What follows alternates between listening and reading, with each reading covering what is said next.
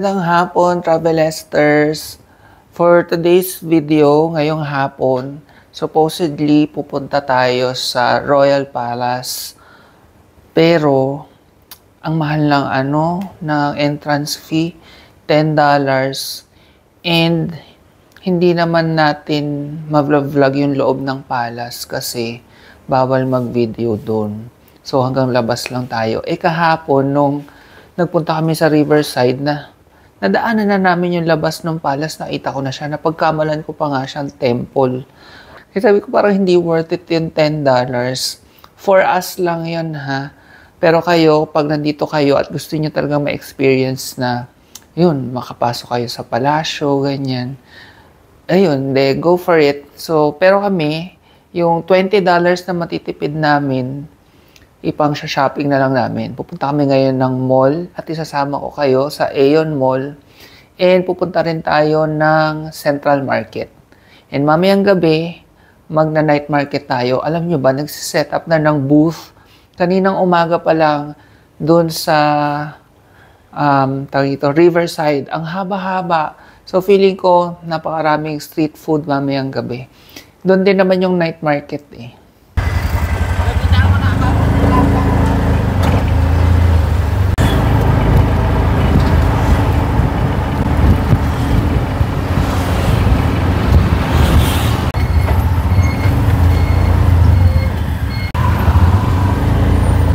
Ito na yung loob ng Aeon Mall. May H&M. Ay, ito yung food court. Ang daming food. Good luck sa diet. Hindi na kami nakapag-diet. Tinanga ko nga itong Khmer food. Parang mga pansit. Ayan o, may Khmer food. 1.5 lang o. Mura, vegetable omelette rice. Ito $2 pork. Yung shrimp $2 din. Parang presyong 7-Eleven din. Tapos ng mga gulay. Oo. Khmer food. Pag bibili ka, kukuha ka lang. Ayan, kumukuha ng ticket. Tapos bibigay mo sa cashier. Oo. Sashimi. Sashimi ay ayoko ng mga ganyan, yung mga hilaw na hilaw. Pero ang price niya ay $6.92. Ito $5.90. Gusto ko mga maki. May maki. Ayun, mga maki ang gusto ko. Magkano ang maki? $4.50. Itong ganun. Hindi, may sashimi din eh. Gusto ko maki lang. Ayan, mura lang. $3.50. Oh. Ang ganitong mango, $3.50. Ito, $3 lang, laki. Laki ron. Dami, Diyos ko. Nagsawa ka sa Japanese food. May mga buko juice din, tingnan natin kung magkano. $1.50. Pwede na, 75 pesos. Nasa mall ka eh. Mukhang yayamanin pala tong mall na to kasi puro branded. Yung nakikita ko. As in.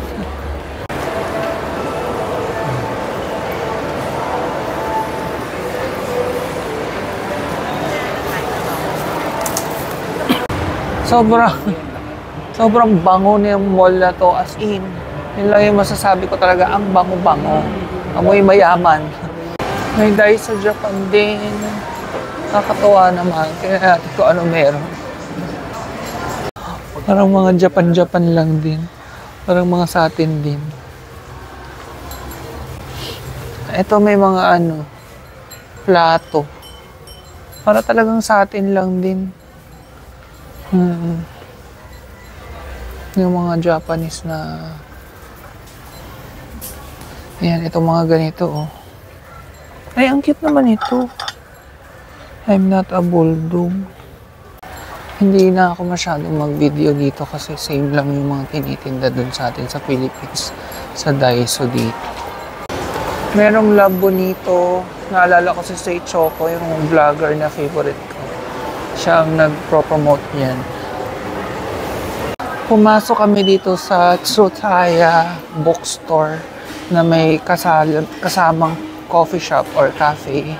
Tingnan natin yung menu. Ang cute nito, bookstore na may cafe. Why not? Let's see kung may makakain tayo dito.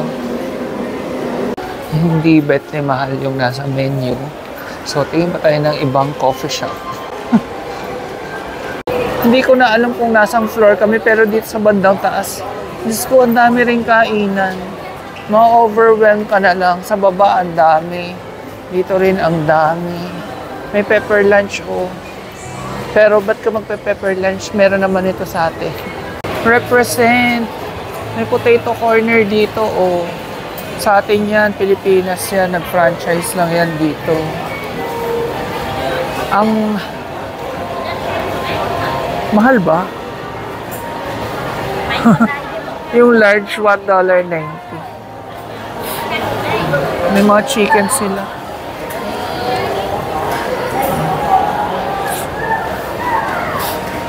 Ang galing.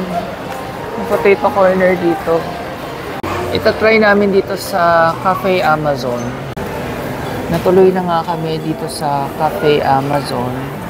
And ang total ng binayaran namin ay $3.90.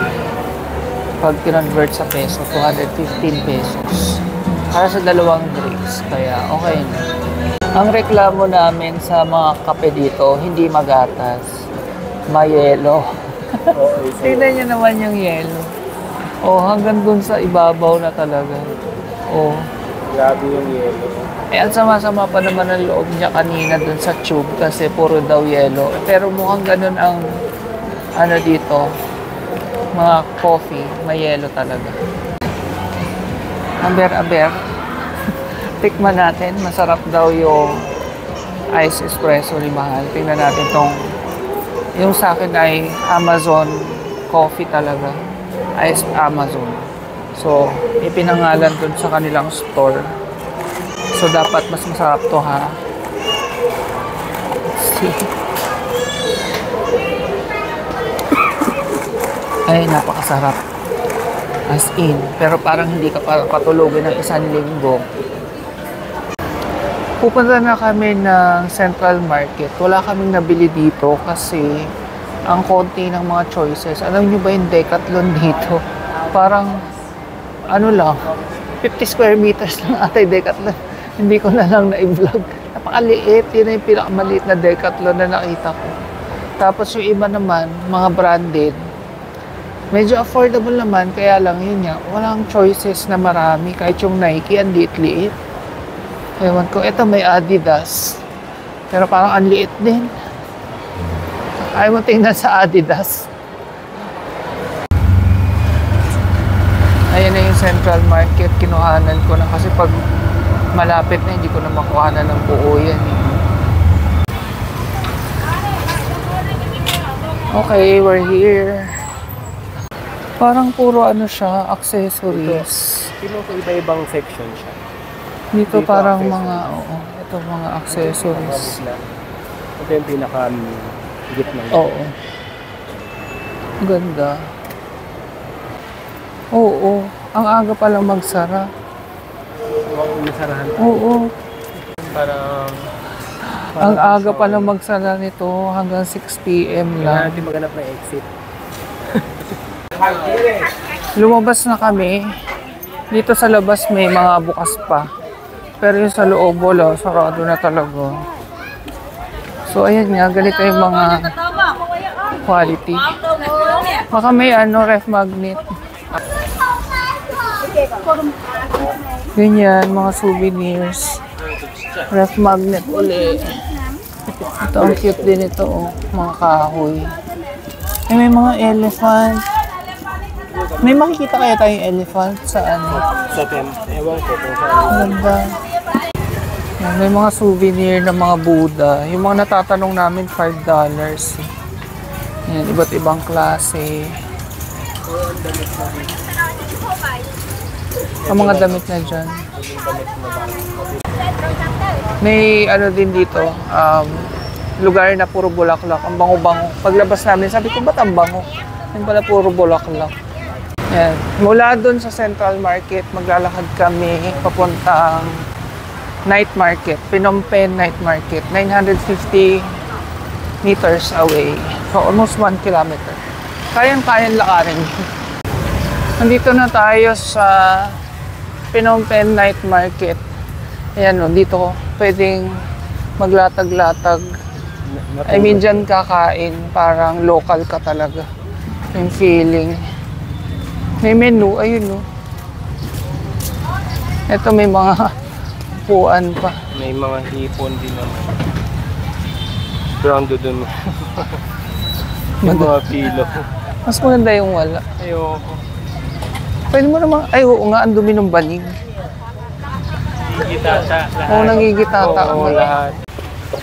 Bukod dun sa kainan, may mga damit din dito. Ayan. Parang mga Divisoria quality din.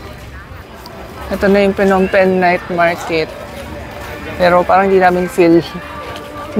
Parang mas feel pa nga namin doon. Hanap lang kaming CR at naiihina si Manny. Dito na lang kami magfo-food trip sa Riverside kasi mas maraming pagpipilian kaysa doon sa night market. Kita nyo naman hanggang doon sa dulo. Oh. Ang dami yan. Ito na lang isa-isahin natin. Parang lugaw. Ito parang Lugaw. Mga balls. Ito may tempura. Shrimp. may Kaso ang breading. Breading yung maumay. Parang palabok yun Ito may mga damit din.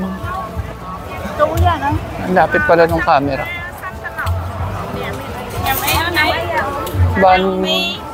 Ito yung parang Ito yung papaya. papaya.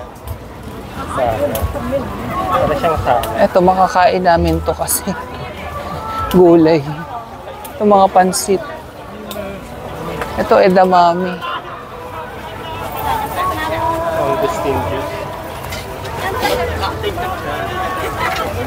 Ito ang makakain natin, mga bulaklak. Ayan, spring roll. Oo. Tapos daming sauce. Nasa talaga. Yung iba may karni. Broccoli o cauliflower. O kaso, parang karni yun. Nagbibideo din si Kuya. Ito seafood Talangka. Napakadaming options. Ito squid, ang lalaki. Iihaw. Ibang Ang ganda. Parang sangkis. Kastanyas. Ang ganda. Ang galing. Nakatikim na kami niyan sa Saan nga ba tayo kumain niyan? Kaosyong? Kaohsiung ba? Or Malaysia? Ay, ito mga insekto. Oh my gosh. Sorry. This. Ito, octopus. Ang dami, sorry. Ini isa-isa natin. Finally, yan, may binili na kami pagkain. Yung noodles, tapos lalagyan ng itlog. Ay, no meat. No meat. Yeah, egg. Remove meat. Vegetarian.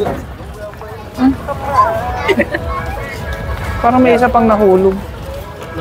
Hindi, isa lang. Fried rice na may shrimp. Let's go. Alam nyo ba, ang gulo-gulo ng pricing dito. Yung 1,000 nagiging 10,000. Tapos doon sa binila ko nito, una sabi 1,000 din. Ending 5,000 pala. So, expect na magulo pag nandito kayo. Hindi na pakita yung pera. Oo, pakita yung pera para sure. Parang passion fruit. Chicken. Hello. Give me a star.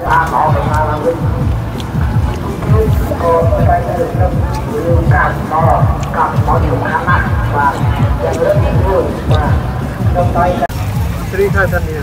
$3,000 million. Para siyang takoyaki. So, titikman namin. Pero parang gulay lang ang laman. Mainit. Daming sili naman. Maasim yung sabaw. Konti lang.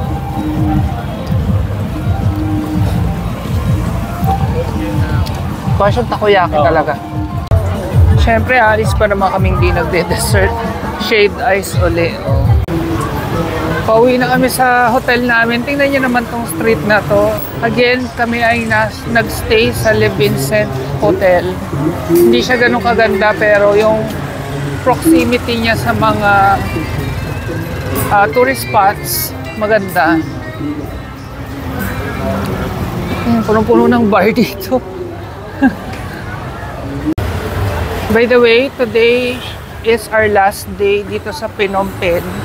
Kasi tomorrow morning, 8 a.m., kami ay bibiyahe papuntang Preah Vihear. So, doon naman tayo magkita-kita. Mag-good night na rin ako sa inyo at busog na busog kami. Pagdating sa hotel, pahinga na at maaga kami bukas. Pangalan ng Good night!